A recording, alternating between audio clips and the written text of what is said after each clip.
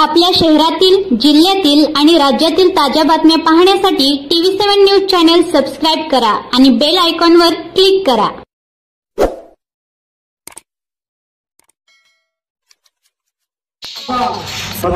एक 300-400 बैलगाडा या पट्टा पद्धतीच्या राज्यस्तरीय शर्यतीसाठी सांगोल्यामध्ये प्रथमच, सांगोला नाही तर सोलापूर जिल्ह्यामध्ये प्रथमच ही बैलगाडा शर्यत मोठ्या स्वरूपात होती।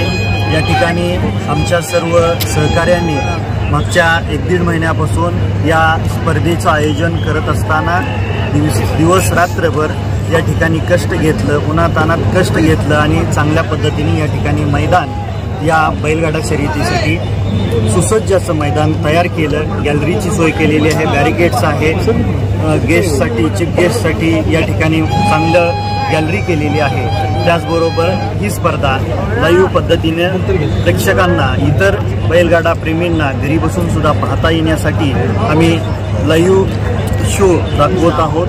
या स्पर्धेसाठी सकाळपासून राज्यातले माजी आमदार, खासदार, माजी मुख्यमंत्री या ठिकाणी मोहिते पाटील साहेब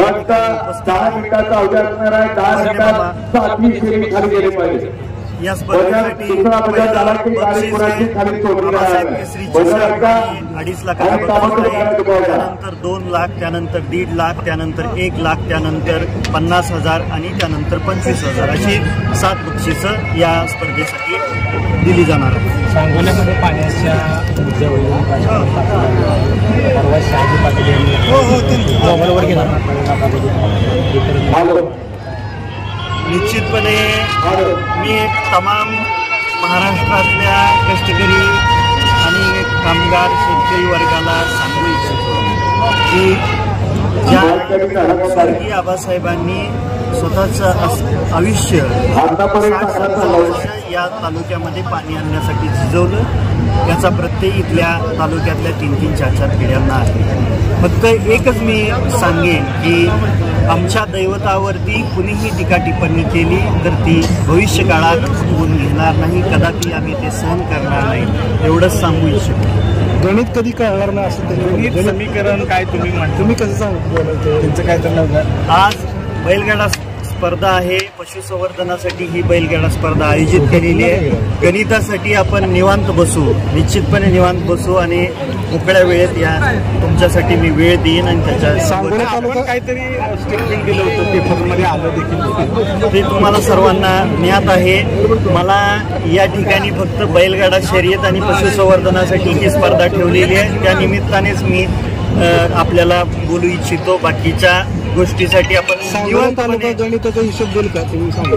100% या तालुक्यावरती भविष्य काळामध्ये मला 2024ला या तालुक्यावरती शेतकरी कामगार पक्षाचा लाल बावटा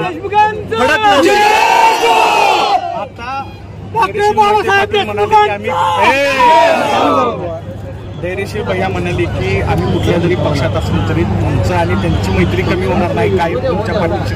आता स्वर्गीय आबासाहेबांचा आणि स्वर्गीय सहकार महर्षी शंकरराव मोहिते पाटलांचा तो घरगुती संबंध आहे, 3-4 पिढ्यांचे आमचे संबंध आहेत आणि आमची पुढची पिढी देशमुख कुटुंबियाची आणि मोहिते पाटील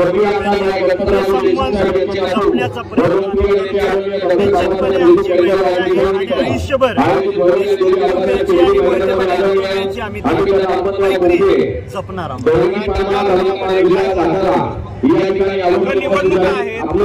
निवडणूक आहे, धैर्यशील इच्छुक आहेत आपण। काही गोष्टी या मैदान जोपर्यंत तापत नाही तोपर्यंत उघडं करणं योग्य नसतं। निश्चितपणे ज्यावेळेस मैदान तापेल त्यावेळेस बाबासाहेब देशमुखची काय भूमिका असेल हे आपल्याला गणित जुळलेत का नाही हेही गुपित आहे। निश्चितपणे वेळ आल्यानंतर 100% आम्ही आपल्याला